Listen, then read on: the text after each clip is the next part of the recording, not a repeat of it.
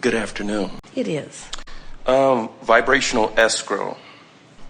How is it accessed readily or quickly, or is it ever? How can you jump right over there and live what's in it? Well, yeah, sort of. Not that I believe that, I've been conditioned with the microwavable world and all that type of stuff, but you know what I'm talking about. Well, the most important thing you've already done, and that is acknowledging that it exists.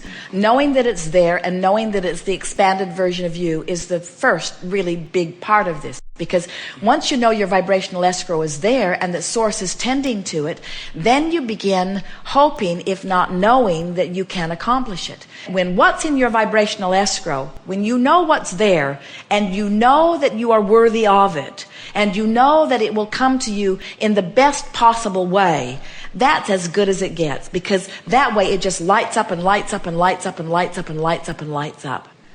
When the idea of it, rather than torturing you, calls you, when it entices you, when you find yourself liking to think about it, when it's pleasing to think about it, when you're talking about what and why rather than how, where, when, who, then what happens is you begin turning more in the direction of it, and now you're having this pleasant ride on the river. Even though you haven't reached the destination yet, you're still having this lovely ride on the river. And what you begin to notice is that the ride on the river never ends, that as soon as something manifests, you get a whole new set of contrasts which gives birth to yet more and more and more. So making peace with the unfinished business of it is really the critical piece here. Making peace with it not yet having manifested, and being love with the idea that I have the idea of it. And then soothing that by saying, and source is already there, tending to it, being it, giving me clues. And I know about emotional clues. I know the thoughts that feel better and the thoughts that feel worse. Therefore, it is inevitable, it is undeniable that I will achieve this. When you want something and know you will achieve it, now the wanting of it is the breath of fresh air that you knew life would give you. When you made the decisions to come forth into this physical body, not one of you said, work it all out and get all the bugs worked out, and when it's all smooth, then I'll come forth and I'll just live in this peaceful environment of everything being the way I want it. Not one of you said that. Every one of you said, I'll come forth into the contrast, the blessed contrast that gives birth to my unique desires. And sure, my desires shoot out there and my source will embrace it and I won't be up to speed with it, but then that's my work, you said. I have guidance within me that will show me how to turn in the direction of it. And in the moment that I turn in the direction of it, I'll feel the relief of it. I don't even have to get over there and manifest it. In the moment that I stop paddling upstream against it, you don't even have to turn and paddle downstream. Just let go of the oars. Just let go of the oars. The stream will turn you. And then the moment that the stream turns you, you'll feel relief. And now you're on your way. That's what this life is about for you, you see. And as you get turned and going in the direction of the stream, then you'll see that, and you'll see that, and you'll see that, and you'll see that, and you'll see that. Then you'll know. It will be undeniable for you. You'll know it so clearly. One of the last questions is that when you turn to go down the stream and you have a loved one in the way,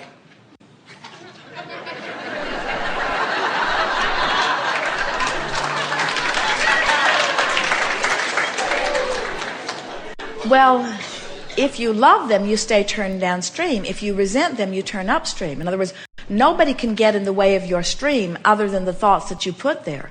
Nobody can be in the way of your stream. But your perspective of them can cause you to turn upstream. What do you mean somebody's in the way? Somebody doesn't agree with something you want? Oh, yes.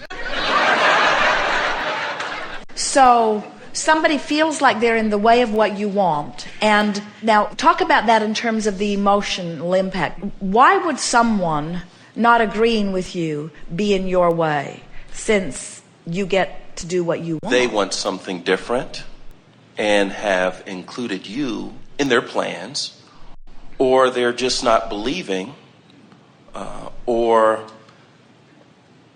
your growth pattern's different, But you see, here's the thing that's really interesting, and as you hear this will make so much sense to you. So let's say there are two of you, and let's say you're a couple or you're important to one another's lives, and let's say that you want this and the other wants something that seems opposite. Let's say it's completely opposite. Okay. Each of you has a vibrational relationship with your individual stream. Your relationship with each other is irrelevant, really. It's your individual relationship with your own stream that matters. So here you are, two people co-creating together, and you've each got your individual gaps that you want to close. So here you are, you're thinking about what you want and why you want it, and you're looking for reasons to feel good, and so you're tuned in, tapped in, turned on. So you are in complete alignment with your desire, which means one who's connected to the stream of or source is more powerful than millions who are not. So you are so tuned in, tapped in, turned on that it doesn't matter how pervasive another person's doubt is. They are like a very small flea on the back of a very big dog. They have no impact on your experience whatsoever. You are in alignment with your desire, and all of the resources of the universe are lining up and giving it to you. And this person and their opinion is irrelevant about it. Unless, so here you are, you're tuned in, tapped in, turned on, feeling pretty good. Things are beginning to unfold for you. But this one, the peanut gallery over here, is making quite a ruckus. And now you're listening to the ruckus.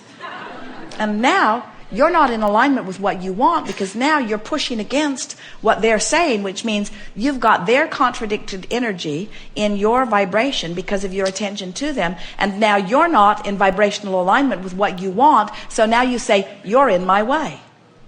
Well, they weren't in your way before you turned and made them part of your vibration. Mm-hmm. So what we're talking about here is, how can I hold myself to my vision without listening to the peanut gallery? And we say, you've got to make your vision a more dominant part of your vibration, and in time it will be.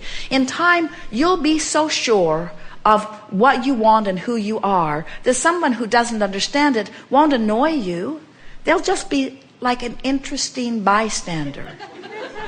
They won't annoy you. They don't understand what you understand, but it's not annoyance. And so it doesn't dilute your vibrational alignment between where you are and where you want to be. You see how it works? I believe so.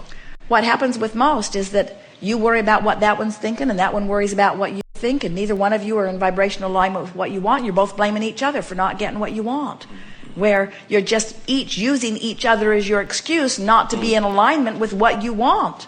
Write in your book, what is it that I'm thinking about you that is keeping me from being in alignment with who I really am? Oh, friends, it feels so good when you let everybody else off the hook. Can you imagine how others would feel, whether business partners, whether it's your mother, whether it's your girlfriend, no matter who it is? Can you imagine how wonderful it would be to have someone say to you, my joy is my job, and I'm not going to hold you responsible for how I feel. So you can be or do or have whatever you choose, and I'm going to tend to my own alignment. I'm not going to hold you in a conditional love trap where you have to do specific things before I can feel good. I'm going to tend to my own crack between who I am and who I have become. Can you imagine how freeing? Wouldn't you love everybody in your life to say that to you? Go and be and do and have whatever you need, and I will not hold you responsible for the way I feel, because how I feel is my business. I will tend to how I feel. Well, of course you would love to have people say that to you, but you don't have the option of making them say that to you. And in the same way that while it is nice to be loved, it is ever so much more nice to be the one who loves. In exactly the same context, while it would be nice to have others say, you have the freedom to be whatever you want and I'll tend to my own alignment, it is ever so much more freeing to be able to say, I'm going to feel good no matter what. You do not need to be different for me. So now let's put that in the context of what we're talking about here.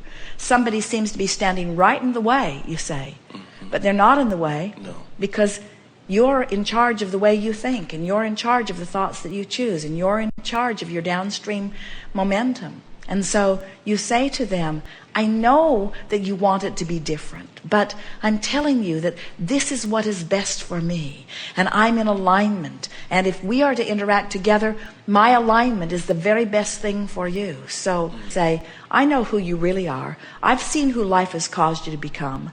I know the power of you. I know that you have the capacity to love me. I know that when you're tuned in, tapped in, turned on, all is well. I know that you feel better when you believe in me. And I know that I feel better when I believe in me.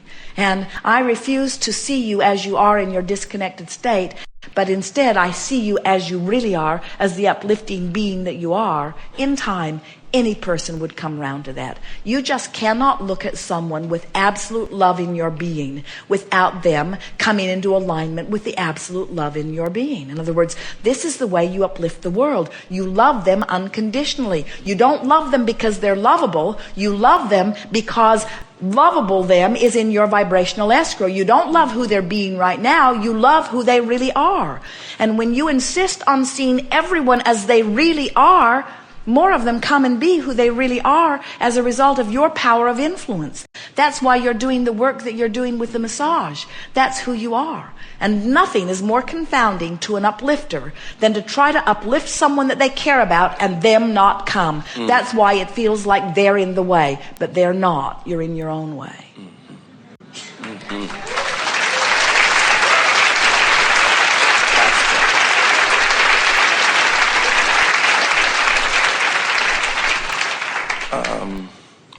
Words of advice or direction, real estate and massage?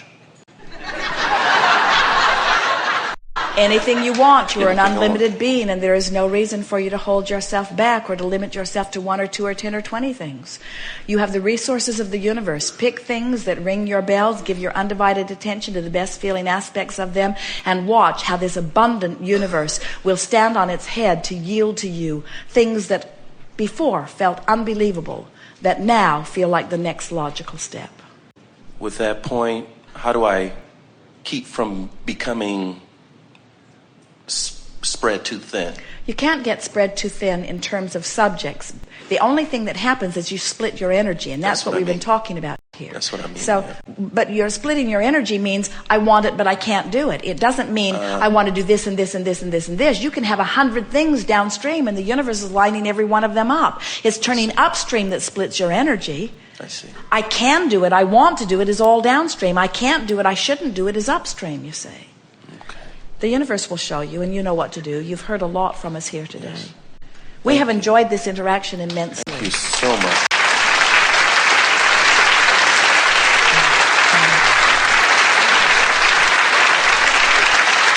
Life is supposed to be fun for you. Life is not meant to be a struggle. And if you are struggling in aspects of your life, then you're going about it in a way that your inner being does not. Make a decision over the next few hours and days that you want to see the world, meaning the details of your life, more as Source sees them. And especially if you catch yourself in a piece of negative emotion, whether it's slight or strong, stop in your first awareness that you're feeling negative emotion and acknowledge that it's upstream. And then ask yourself the question. Ask the Source within you the question. You must be seeing this differently than I am seeing it, say to the Source within you. How is it that you are seeing this? Because the negative emotion means there's 2 points of view going on. Your source energy point of view and the point of view that you hold. And as you say source or inner being or whatever you want to call that broader aspect, new and improved, evolve, ever expanding you, as you say, how is it that you are seeing this? What do you see? I want to hear what you say about this. Just listen. Just listen.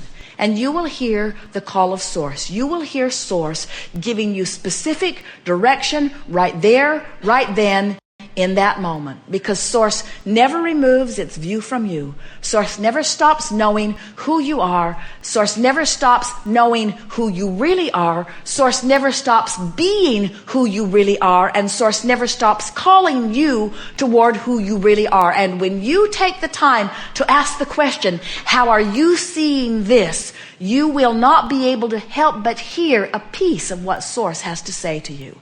And don't worry if you can't hear the whole story right then and now. You'll hear it soon enough. That will turn you in the direction of what you want. Life is supposed to be good for you, and friends, it is. And we want you to feel the appreciation that we all feel for that which you are living. For you are at the heart of the expansion of this universe. You are leading edge creators out here on the leading edge of time-space reality, and you are exploring the contrast, and you are giving birth to the most remarkable of desires. It is our desire that you turn in the direction of that which you have given birth to.